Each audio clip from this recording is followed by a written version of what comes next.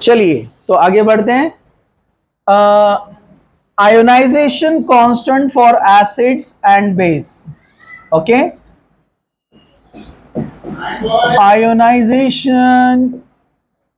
ionization constant for acids and bases।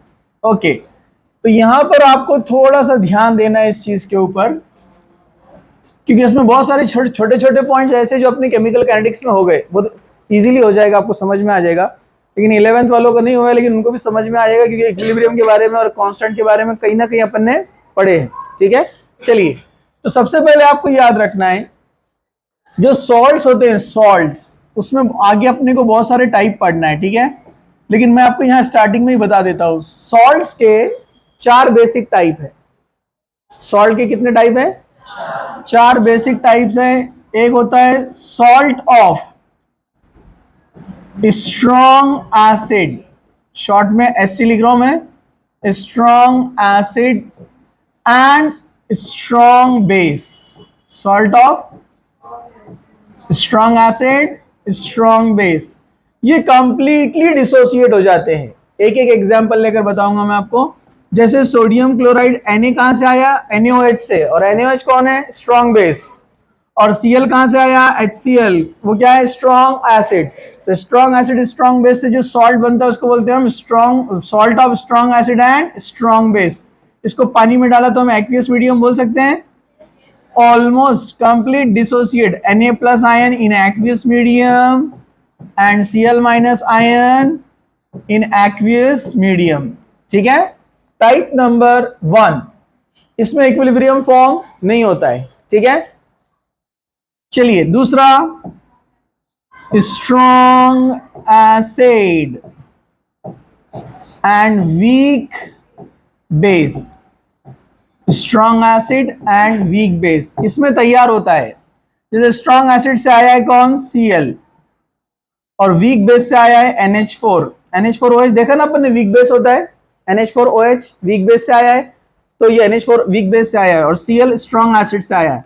इसको आपने aqueous medium में, पानी में डाला है, तो अपने को यहां पर जो वीक वाला है ना, वो डिसोसिएटेड फॉर्म में नहीं रहता है, वो अनडिसोसिएटेड फॉर्म में रहता है। मतलब वो NH4OH के फॉर्म में बन जाएगा वाटर के साथ में। वो कैसे बनता है अपन आगे डिटेल में देखने वाले। ठीक है, अभी सिर्फ याद रखो। मतलब यहां पर अपने को मिलते हैं Cl minus and H plus. अब बोलेंगे अब ये कहां से आए? क्योंकि यहां पर वाटर था ना, H2O, तो ये वीक वाला पार्ट हमेशा अनडिसोसिएटेड फॉर्म में आ जाता है। समझा आपको? क्योंकि वीक है ना ये। अरे भाई वीक पार्ट है ना ये। हाँ, और लेकिन जो स्ट्रॉन्ग पार्ट है वो आयनाइज फॉर्म में रहता है। कैसे रहता हो?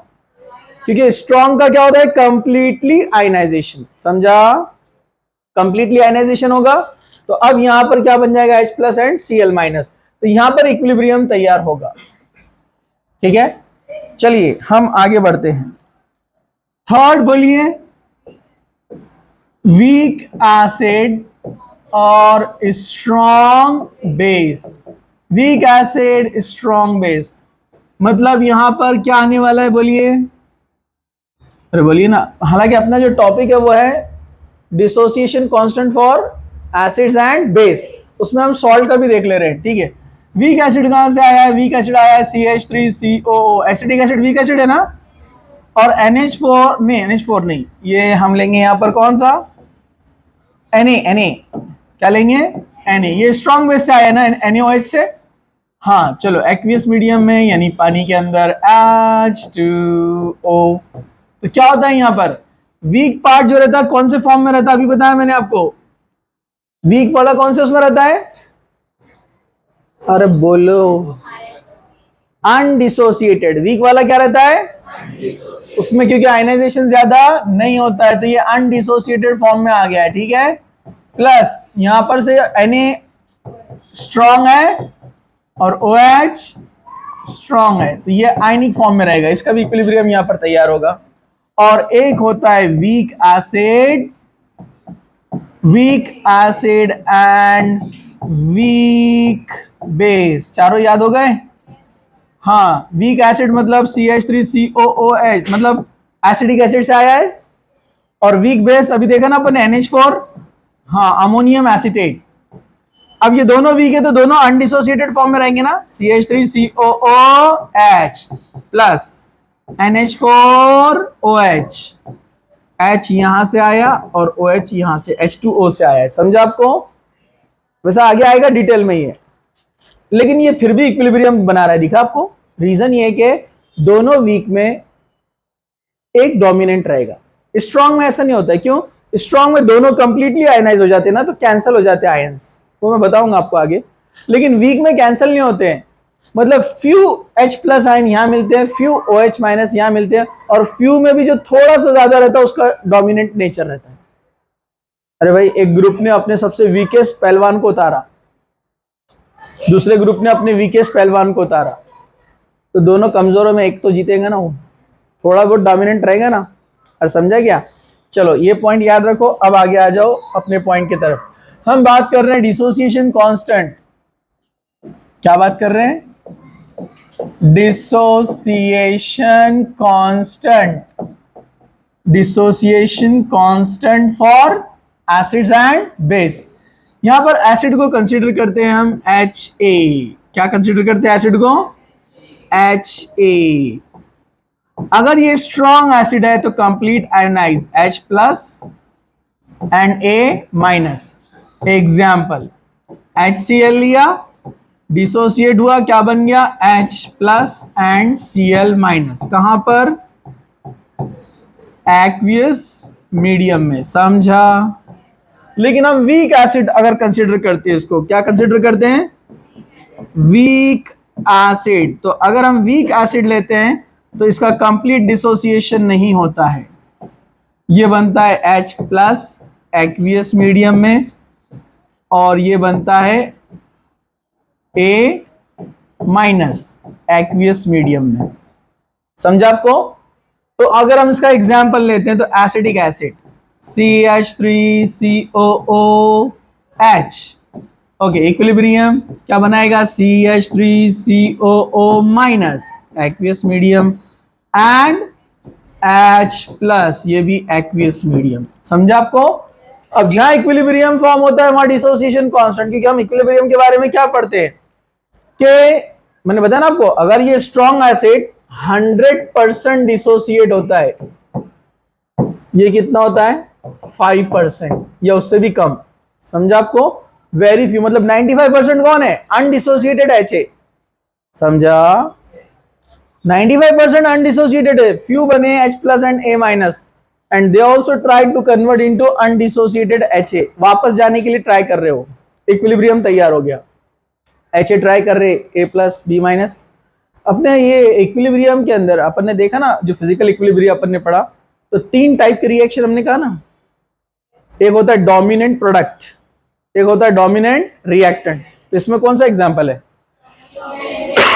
डोमिनेंट रिएक्टेंट है ना, मतलब इक्विलिब्रियम ज्यादा इस तरफ है, मतलब यहां पर जो अपने को वैल्यू मिलने वाली है डिसोसिएशन कांस्टेंट की, वो बहुत लो मिलेंगी, वेरी वेरी लो। इसका एग्जांपल देखे ना हमने, अल्फा पढ़े थे, alpha degree of dissociation.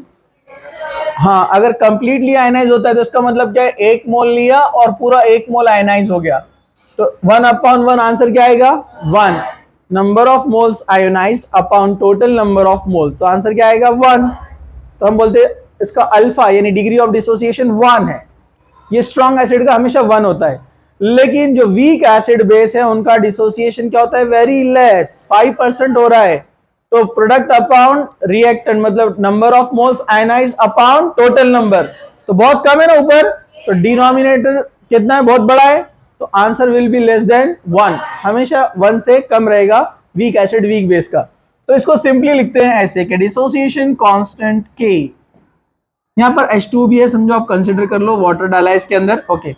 Dissociation constant is equal to concentration of H plus and concentration of A minus upon concentration of HA and concentration of water. Water भी है ना इधर, but water used in very small quantity इतना कम water use होता है कि उसको consider करते हैं कांस्टेंट।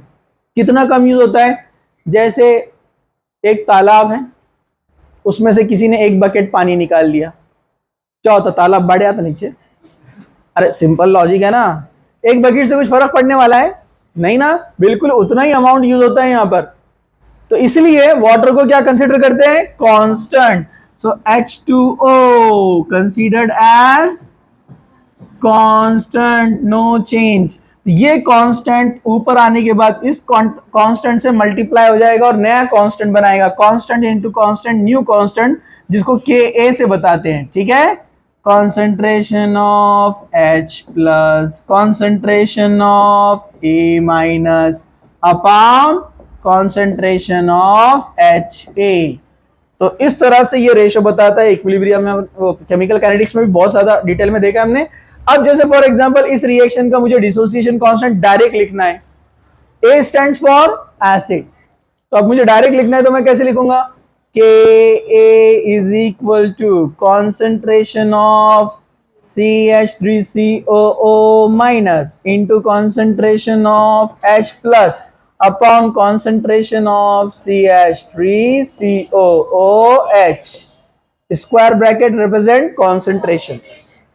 सिंपल। सेम बेस के लिए, चलिए सेम बेस के लिए एक हम बेस कंसिडर करते हैं यहां पर BOH, जनरल है BOH। ओके, आपने लिया वाटर, H2O पानी में डाला, उसको इक्विलिब्रियम तैयार होगा। इसको हम क्या कंसिडर कर रहे हैं यहां पर? वीक, याद रखो। ठीक है, ओके, तो क्या बनने वाला है यहां पर? B प्लस एक्वियस मीडियम में and OH minus aqueous medium में। समझा आपको? अब इसका डिसोसिएशन कांस्टेंट निकालेंगे अपन। K is equal to concentration of B plus concentration of OH minus upon concentration of BOH, okay, into concentration of H2O। H2O को क्या लेते हैं? कांस्टेंट। ये कांस्टेंट, ये कांस्टेंट, नया कांस्टेंट Kb, उसको बोलते हैं डिसोसिएशन कांस्टेंट ऑफ एसिड, इसको बोलेंगे dissociation constant of base. So dissociation constant of base is equal to concentration of B plus OH minus upon BOH। Simple. Example हम लेते हैं यहां पर NH4OH एक वीक बेस है। मोहतरमा नहीं, मोहतरम, इधर देखो, सब लोग इधर देख रहे हैं ना? हाँ, तो आपने लिया NH4OH, इसमें क्या डाला आपने? H2O, बोलो बोलो, NH4O, सॉरी, हाँ, NH4 प्लस एक्वियस, हाँ, OH माइनस एक्वियस। समझा आपको? डायरेक्ट इसको कांस्टेंट लेकर वैल्यू लिख देते अपन। Kb is equal to concentration of NH4 plus ion into concentration of OH minus ion upon concentration of NH4OH। इस तरह से डिसोसिएशन कांस्टेंट निकाला जाता है। आपको दो चीजें मालूम पड़ी कल और आज मिलाकर, एक होता है अल्फा यानी degree of dissociation, degree of dissociation. Degree of dissociation मैंने आपको बता दिया कैसे निकालते हैं। Yes, number of moles, number of moles dissociated upon total number of moles, ये है अल्फा। एक और एक पॉइंट मैं आपको बताऊं, कुछ जगह लिखा हुआ आता है डिसोसिएशन कांस्टेंट और कुछ जगह लिखा आता है आयनाइजेशन कांस्टेंट। आप बोलेंगे जब किसी का डिसोसिएशन हुआ तो ये आयन बनते हैं ना, फिर दोनों में फर्क क्या है? छोटा सा फर्क है, जब ऑर्गेनिक कंपाउंड की बात चलती है और जो आयंस बनते हैं उनको डिसोसिएशन कांस्टेंट बोला जाता है, और जब इनऑर्गेनिक आयंस बनते हैं तो उसको आयनाइजेशन कांस्टेंट बोला जाता है। समझा आपको? तो ये थोड़ा सा डिफरेंस है, लेकिन दोनों एक दूसरे के साथ यूज किए जा सकते हैं, नो प्रॉब्लम। ठीक है, तो ये एक हुआ अल्फा और दूसरा हुआ के, यानी dissociation constant of acid and dissociation constant of base. तो डिसोसिएशन ऑफ कांस्टेंट क्या होता है? It is the ratio, fraction जिसको बोलते हैं। ये जो लेते हैं अपन क्या रहता है? ये fraction, concentration product of the concentration of product upon product of the concentration of reactant। दोनों प्रोडक्ट का मल्टीप्लिकेशन डिवाइडेड बाय रिएक्टेंट जितने भी रहेंगे उनका मल्टीप्लिकेशन। समझा? कुछ मुश्किल? नो मुश्किल।